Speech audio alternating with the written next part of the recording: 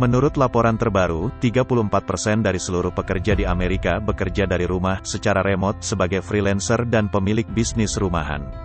Angka tersebut diprediksi akan meningkat menjadi 50% di tahun 2020. Bagaimana dengan Anda? Jika saat ini Anda adalah pekerja rumahan, remote worker, itu artinya Anda sudah siap menghadapi pola kerja masa depan di mana kantor bukanlah satu-satunya tempat untuk bekerja.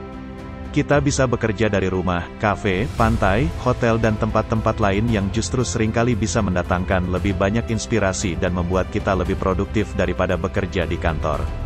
Berikut beberapa fakta dari bekerja secara remote. Para pekerja remote relatif lebih bahagia dan produktif. Kondisi keuangan cukup baik. Kebanyakan pekerja remote berusia di bawah 40 tahun. Kebanyakan pekerja remote bekerja kurang dari 40 jam per minggu. Beberapa keuntungan terbesar dari bekerja remote, diantaranya, 1.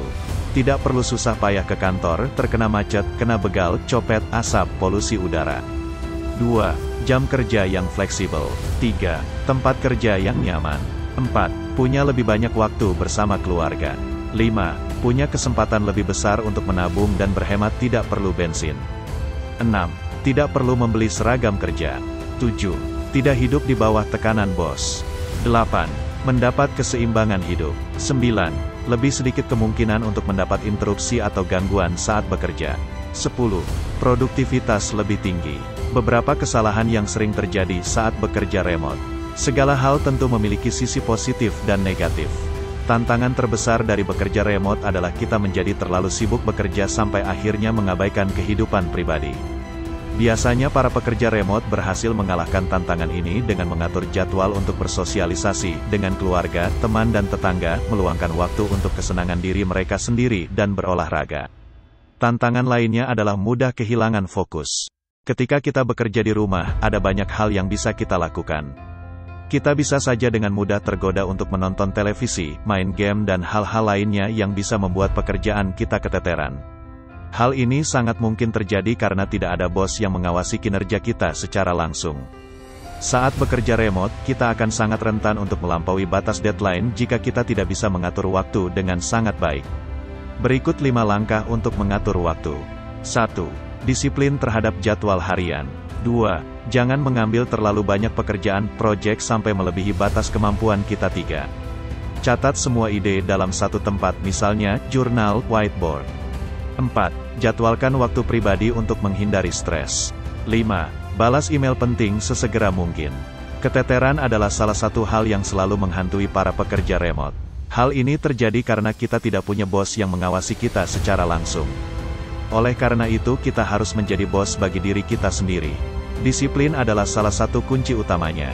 5 langkah terbaik untuk memisahkan antara pekerjaan dan kehidupan.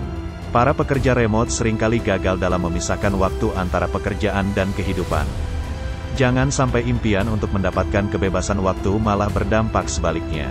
Kita bisa saja malah jadi lebih sibuk dibandingkan dengan pekerja kantoran jika kita tidak bisa mengelola waktu dengan baik. Berikut beberapa langkah untuk memisahkan antara pekerjaan dan kehidupan pribadi. 1.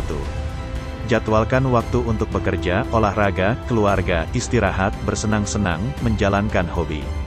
Setelah itu, jalani jadwal yang telah kita buat dengan ketat dan disiplin. 2. Sesuaikan jadwal bekerja dengan jadwal keluarga. Jika kita tidak melakukan hal ini, maka bisa jadi kita akan kehilangan kedua-duanya. Jangan dicampur adukan. 3. Buat ruang kerja khusus di rumah. Tentunya kita tidak mau bekerja sambil makan dan makan sambil bekerja. Dengan memiliki ruangan khusus untuk bekerja, kita bisa fokus melakukan pekerjaan kita. 4. Tetapkan batasan-batasan yang jelas.